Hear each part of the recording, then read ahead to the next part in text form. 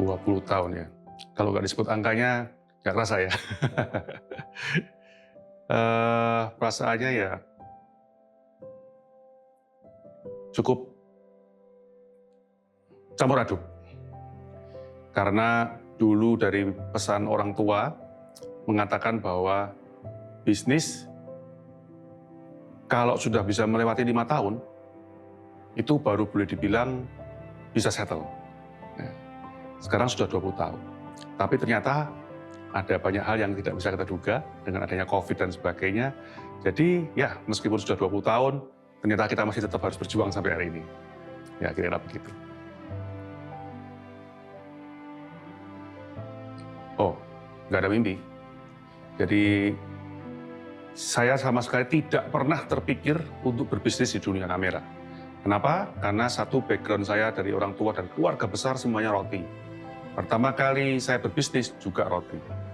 Kamera hanyalah hobi. Hobi yang saya mulai sekitar tahun 2004. Itu pun hobi terjadi hanya karena waktu persiapan mau menikah. Waktu mau menikah, saya foto pre-wedding. Disitulah saya terkejut. Nah, ternyata hasil foto bisa seperti ini gitu ya. Nah, kaget juga. Di situ mulai tertarik. Dan uniknya, pada saat menikah, ada satu orang yang kasih kado kamera.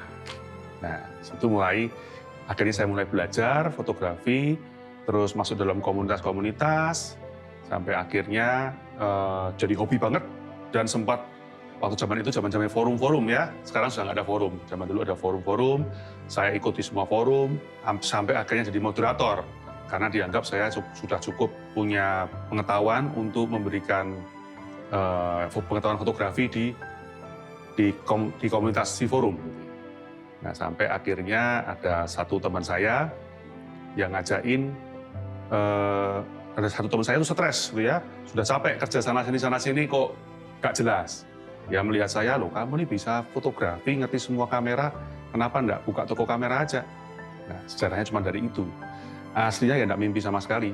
Jadi waktu itu saya masih belum menyetujui untuk buka toko kamera, tapi pada saat bisnis roti saya ternyata ada masalah, nah saya mulai ada waktu dan akhirnya saya pikir-pikir, coba-cobalah. Toh saya juga hobi, kalau buka toko kamera kan ya paling tidak itu melampiaskan hobi gitu.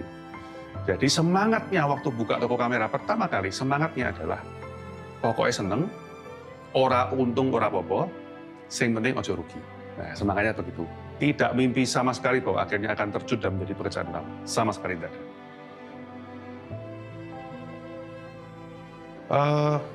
Sentra pertama kali dibangun itu dengan konsep yang saya sudah pikirkan betul. Pada saat itu kan kami berdua, ya, saya dengan partner saya kan ibaratnya masih orang baru kerja, tidak punya modal. Sehingga saya sudah konsultasi ke banyak sekali teman-teman, termasuk orang yang punya toko kamera, termasuk teman-teman yang sudah senior di forum-forum. Saya ngomong, kalau mau buka toko kamera, gimana? Nah, semuanya tuh menentang keras. Semuanya menentang keras. Kenapa? Karena bilang, gila lu ya, dengan modal cuma segitu, 75 juta, kali 2, ya berarti 150 juta, lu mau buka toko kamera, mana bisa? Lu di Surabaya, ya, lawan-lawan lu itu sekali order kamera bisa 1.000, bisa 2.000, bisa 3.000 kamera gitu. Kamu udah akan menang deh, udah akan bisa hidup deh. Dan salah satu teman yang saya konsultasi ini juga dia punya toko kamera di kota lain. Ya, dia sudah menggambarkan dengan begitu jelasnya bahwa bisnis kamera itu butuh modal. Nah, tapi saya nggak menyerah. Kenapa? Karena toh dari awal sekali lagi misinya itu cuma menyalurkan hobi, punya toko yang penting nggak rugi. Nah, akhirnya di situ saya merumuskan gimana ya caranya ya supaya bisa hidup di tengah pesaing yang gajah-gajah. Akhirnya saya berpikir nomor satu yang harus saya tekankan adalah berarti kalau mereka ordernya 1.000 unit, saya ordernya 2 unit, berarti harga saya pasti nggak mungkin lebih murah. Makanya dari awal Sentra sudah menetapkan bahwa kita tidak boleh bersaing dengan harga. Karena kalau bersaing dengan harga, berapapun harga yang saya turunkan, pasti pesaing bisa lebih murah. Nah, akhirnya gimana supaya kita tidak bersaing dengan harga? Berarti kita harus bersaing di dalam hal yang lain. Nah, salah satu kelebihan yang saya miliki, kita kan menganalisa mesti SWOT ya, kita melihat strength kita, weakness-nya kita, opportunity dan sebagainya. Yang saya lihat, nah dari semua toko-toko yang lain, itu tidak ada yang ownernya memiliki pengetahuan fotografi yang cukup. Dan tidak ada yang ibaratnya mereka hanya berbisnis, bukan hobi foto gitu ya, berbisnis. Terus mereka benar-benar murni berdagang, hanya jual beli. Akhirnya, wah saya punya kelebihan, saya punya pengetahuan fotografi, dan saya punya komunitas. Makanya dari awal, disitulah kita fokus. Oke, kalau begitu kita mau bikin toko kamera yang memiliki komunitas, yang bisa ngajarin ke semua orang, yang ramah terhadap semua konsumen, dan akhirnya membuat semua konsumen itu bisa menjadi semacam teman. Nah itu idealisme kita yang pertama membangun, dan ternyata ya di luar dugaan saya juga sebetulnya pada saat itu. Waktu itu kan beda dengan zaman sekarang ya, 20 tahun yang lalu. Pada zaman itu, ilmu fotografi itu masih menjadi ilmu yang cukup langka. Amat sangat langka orang yang mengerti fotografi. Sehingga akhirnya pengetahuan yang kita berikan, servis yang kita berikan, itu semua berdampak sangat besar. Orang-orang cukup kaget gitu ya, wih belanja di sini, tanya 1 jam, 2 jam, 3 jam, 4 jam, dilayani. Gitu. Nggak beli pun dilayani. Pokoknya ngobrol, pokoknya sharing soal ilmu kamera. Nah itu cikal bakal yang akhirnya membuat kita meskipun modalnya kecil, akhirnya bisa berkembang dengan cukup pesat ya pada saat itu ya. Kira-kira mungkin titiknya kita berkembang pesat itu sekitar 2 tahun, 3 tahun awal.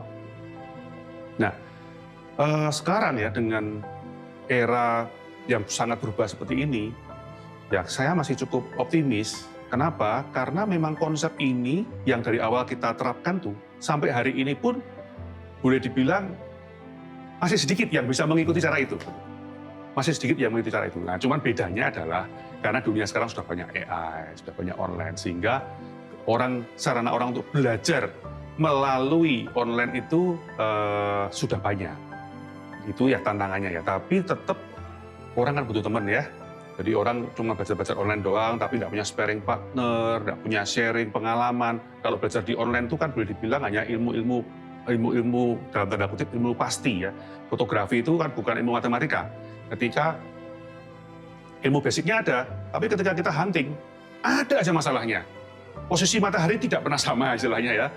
Posisi matahari dibandingkan dengan awan, dibandingkan dengan pohon, dibandingkan dengan rumput, laut, semua tidak pernah sama. Sehingga akhirnya variasi di dalam fotografi, prakteknya itu selalu berbeda. Itu disitulah kita butuh teman. Karena setiap teman pasti punya sharing yang beda-beda. Oh, kalau kondisi seperti ini, bagusnya begini. Kondisi seperti ini, bagusnya begini. Nah, itu yang sampai sekarang masih kita pertahankan.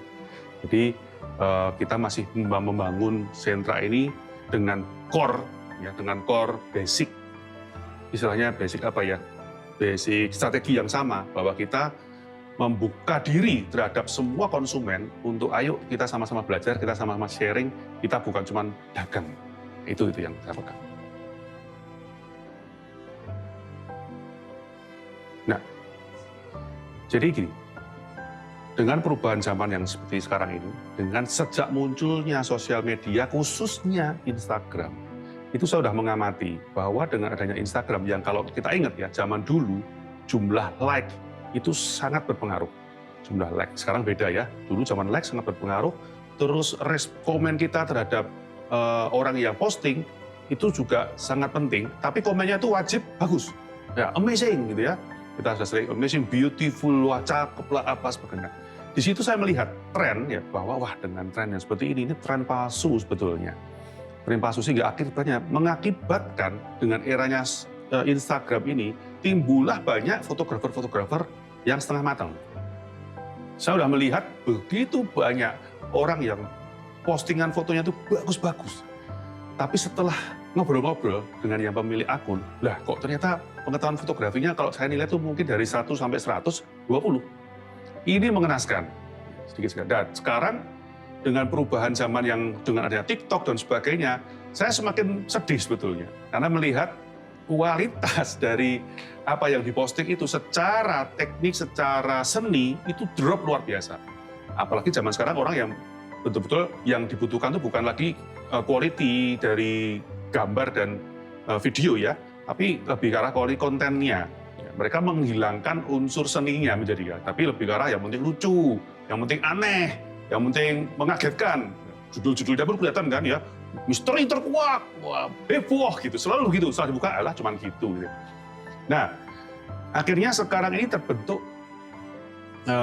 orang-orang yang sudah ramai membuat postingan di sosmed, tapi dengan kualitas yang ya sangat-sangat so-so. Nah, mimpi saya ya sebetulnya ya dengan apa yang Sentra miliki ini, seharusnya kita bisa memberikan pengaruh ke orang-orang ini yang sudah mampu memiliki follower banyak, sudah mampu untuk membuat akunnya terkenal. Nah, semoga mereka itu bisa memperbaiki ya, bisa memperbaiki untuk kualitasnya mereka itu lebih bagus. Nah, satu itu. Yang kedua, memang kita bisa lihat ya, mereka ini orang-orang yang sukses di dalam sosmed gitu ya. Tapi kalau andai kata umpama ya, sekarang ini kan gimana-gimana di zaman sosmed, perubahan itu begitu cepat. Kita bisa lihat, orang yang tiba-tiba terkenal des, tiba-tiba hilang, belum. Des, tiba-tiba bisa hilang. Itu banyak sekali yang seperti itu. Nah, coba dianalisa ya, siapa orang-orang yang bisa bertahan sampai lama? Terkenal tapi sampai lama. Itu adalah orang-orang yang tetap mempertahankan kualitas. Bukan cuma sekedar asal kontennya lucu, tapi tidak. Secara kualitas, perhatikan semua. Kualitas suara diperhatikan, kualitas video, gambar, semua diperhatikan. Nah, orang-orang kalau sudah memiliki skill yang tinggi seperti ini, hanya orang-orang inilah yang akhirnya sampai bisa bertahan sampai lama. Nah, di dunia profesional juga sama. Orang-orang yang sekarang terkenal ya di sosmed begitu ya, kalau masuk benar-benar di-hire oleh perusahaan-perusahaan besar, mereka nggak akan diterima. Karena secara quality, secara pengetahuan mereka fotografi, videografi, dan sebagainya itu sebetulnya ya cuma minim.